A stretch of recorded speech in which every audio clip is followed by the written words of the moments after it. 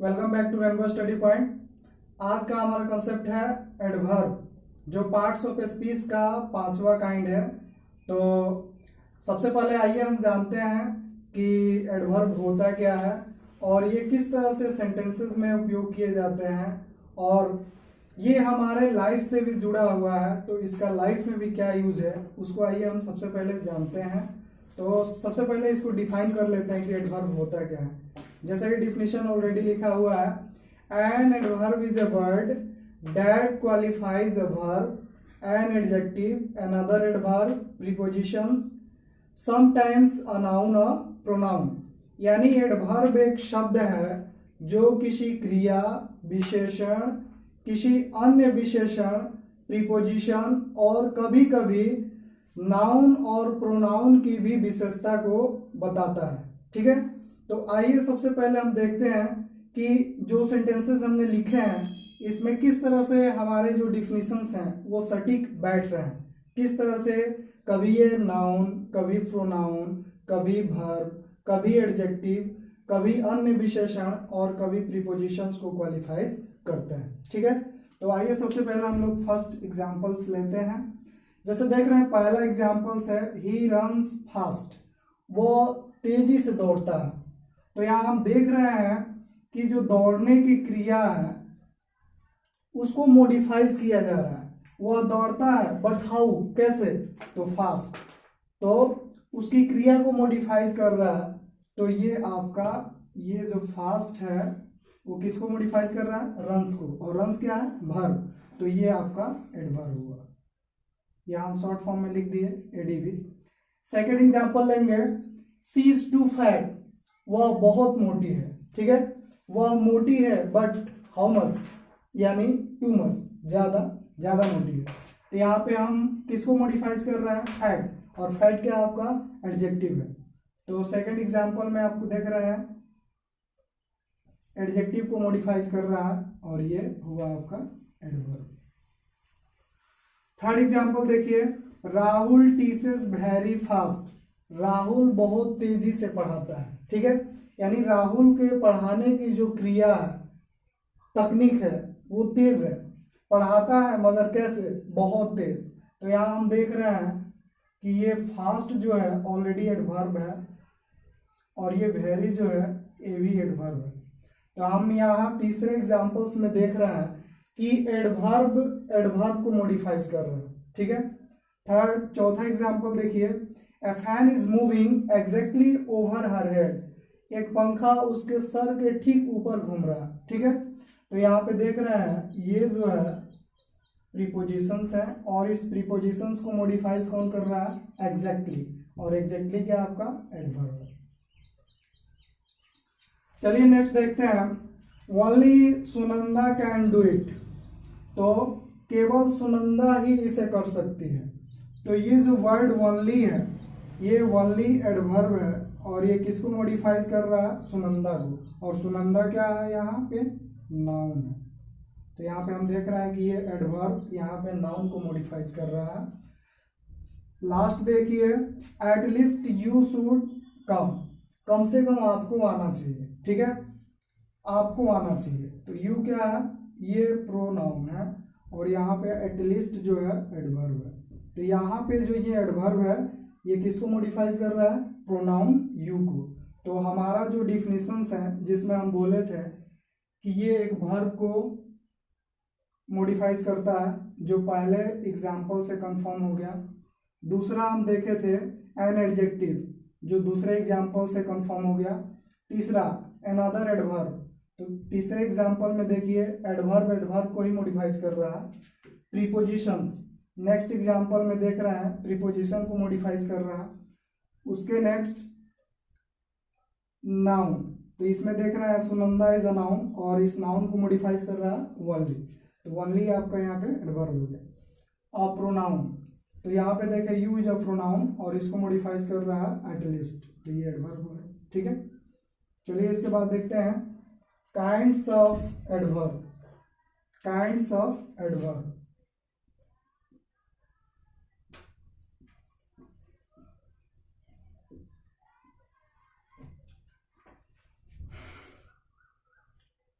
तो there are three kinds of adverbs in English. Simple adverb short form में लिखे हुए। सेकंड है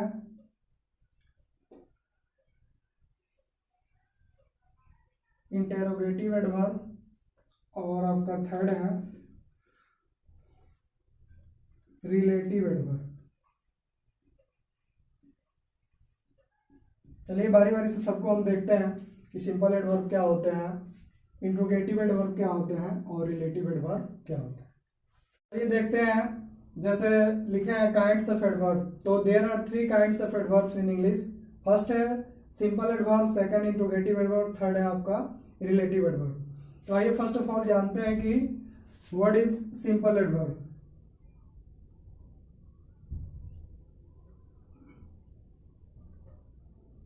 तो फर्स्ट ऑफ ऑल इसको डिफाइन करते हैं।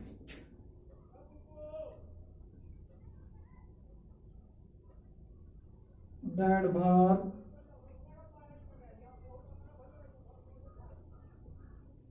that qualifies a word or a phrase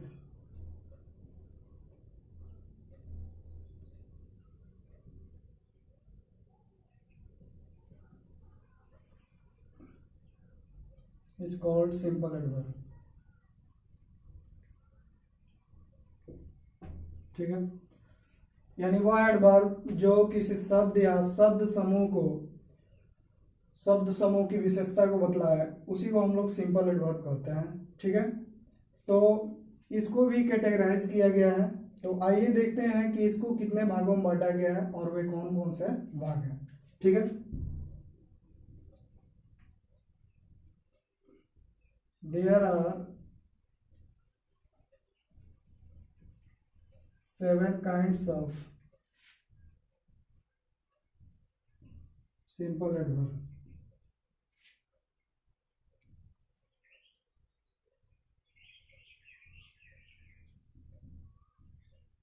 Adverb of time, adverb of place,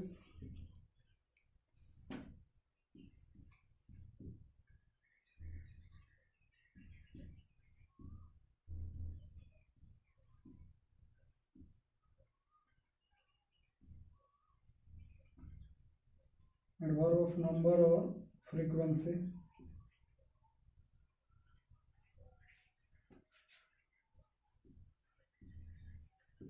adverb of quantity,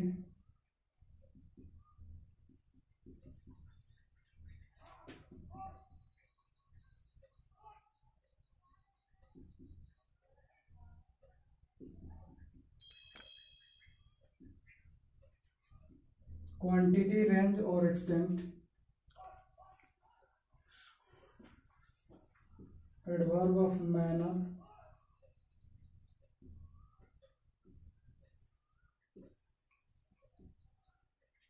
adverb of reason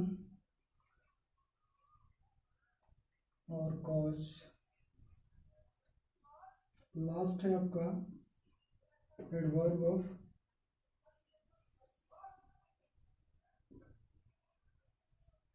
affirmation और negation.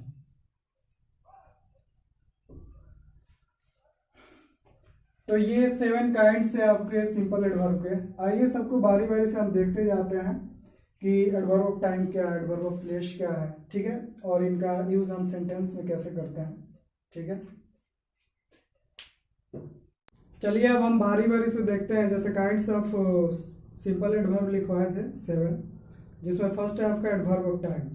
तो जैसा कि डिफिनीशंस इसके नाम पर ही डिपेंड करता है। जैसे लिखा है टाइम, यानी कहीं ना कहीं इसमें टाइम को इंडिकेट किया गया होगा, तभी इसका नाम टाइम से रिलेटेड है। सेकंड में फ्लैश है, थर्ड में नंबर है, फोर्थ में क्वांटिटी, फिफ्थ में मैनर, रीजन एंड कॉज और लास्ट है अफर्मेशन निगेशन। तो ये जितने भी हैं सबके डिफिनीशन सेम ही है, बस थोड़ा सा डिफरेंस है और उसी डिफरेंस की वजह से हम सबके डिफिनेशंस अलग अलग होते हैं और ऑल जो डिफिनेशंस होंगे सब इसके नेम से ही रिलेटेड है। तो आप इसको बढ़िया से सुनिएगा। जैसे फर्स्ट है आपका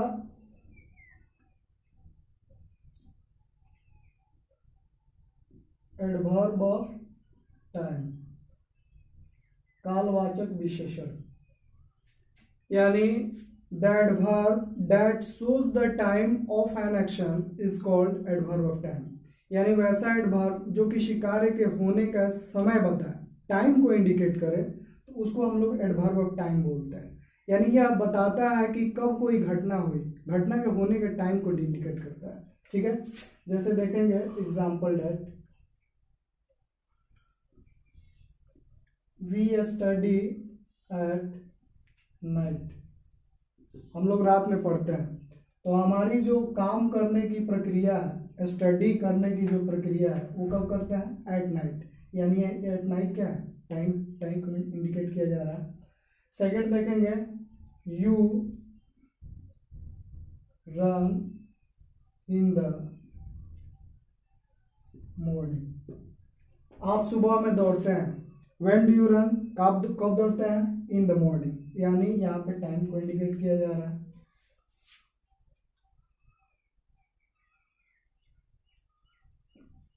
आई विल गो टुमारो, मैं कल जाऊंगा। When I will go tomorrow, tomorrow is a timing word. Second देखिए, एडवर्ब ऑफ प्लेस, यानी वैसा एडवर्ब जो प्लेस को इंडिकेट करे, यानी the adverb that shows the place of an action is called adverb of place. यानी वैसा adverb जो किसी घटना के होने के जगह को बताए, उसको हम लोग एडवर्ब ऑफ प्लेस कहते हैं। चलिए देखते हैं उसको हम लोग। सेकंड नंबर आपका एडवर्ब ऑफ प्लेस,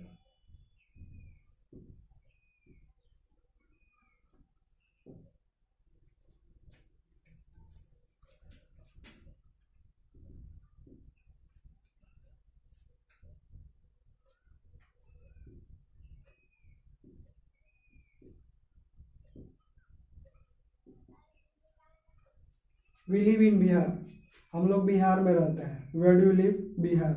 तो Bihar is a name of place, तो यहाँ पे हम इंडिकेट कर रहे हैं एडवर्ब ऑफ प्लेस को।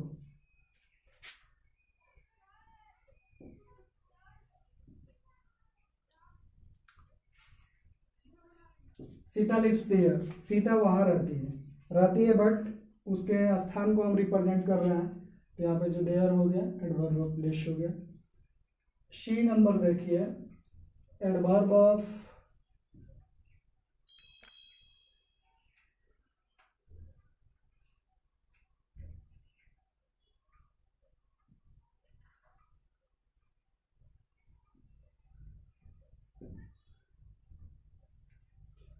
एडवर्ब ऑफ नंबर, संख्यावाचक विशेषण, यानी the adverb that shows the number और frequency of an action is called adverb of number और फ्रीक्वेंसी। यानी वैसे एडवर्ब जो किसी घटना के होने की संख्या को बताए, ठीक है, तो उसको हम लोग एडवर्ब ऑफ नंबर या फ्रीक्वेंसी कहते हैं। ठीक है, एग्जाम्पल डेट देखिए,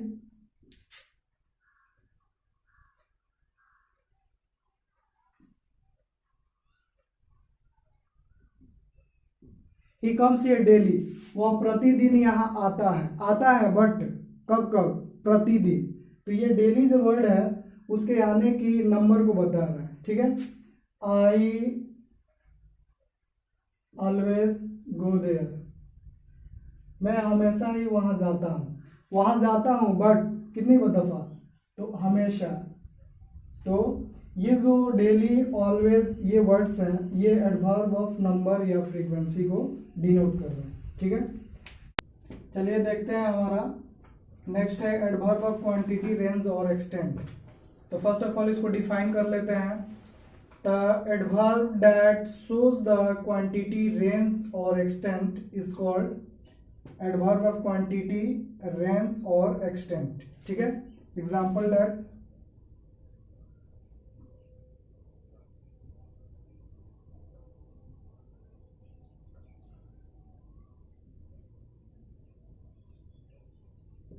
ही इज टोटली फुल, वह पूर्णतः मूर्ख है।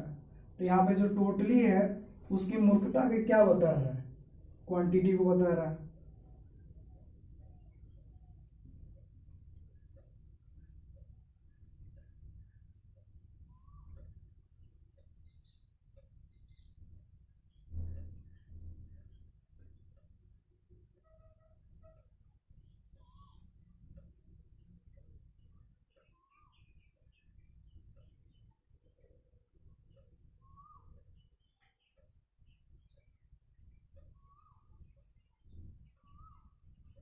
Ram has prepared a little, Ram थोड़ी सी तैयारी कर ली।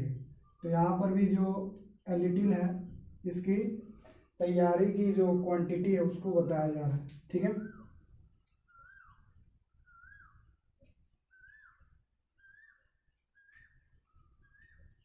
चलिए नेक्स्ट देखते हैं, adverb of manner.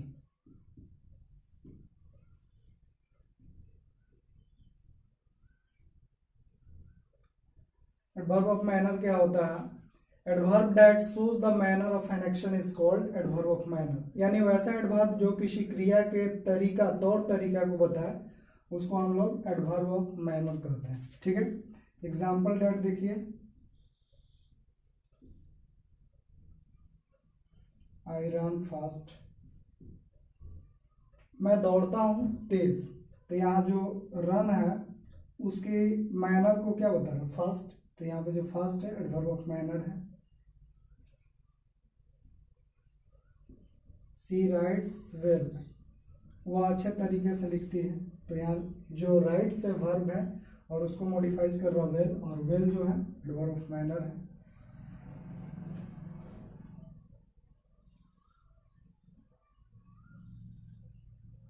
Sunanda speak slowly, Sunanda बोलती है बट हाउ स्लोली। तो यहाँ पे स्लोली जो है एडवर्ब ऑफ मैनर है। चलिए नेक्स्ट देखते हैं, F number, adverb of reason और cause. The adverb that shows the reason or cause of an action is called adverb of reason। यानी वह एडवर्ब जो किसी एक्शन, जो किसी क्रिया के रीजन, कारण या कॉज को होता है, उसी को हम लोग एडवर्ब ऑफ रीजन या कॉज कहते हैं। ठीक है, example that hence he went, अतः वह चला गया। तो यहाँ पे जो हैंस है वो एडवर्ब ऑफ कॉज या रीजन है।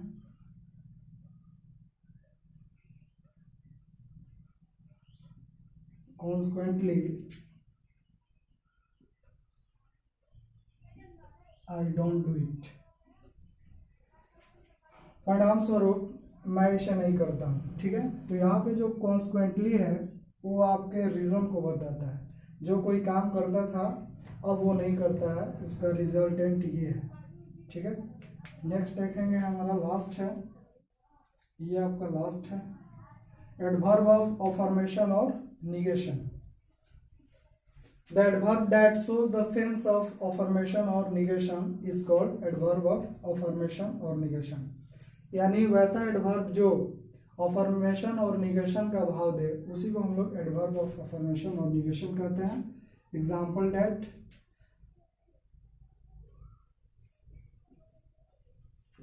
विल यू गो, तो बोलेंगे यस या नो। क्या जाओगे, क्या आप जाओगे? तो इसको दोनों तरह से आंसर दे सकते हैं। अगर आपका आंसर यस में है तो वो हो गया अफर्मेशन, और नो में है तो वो हो गया negation. Do you take tea, तो इसका भी आंसर आपका हो सकता है यस या नो। अगर आपका आंसर यस है तो अफर्मेशन है, और नो है तो वो निगेशन है।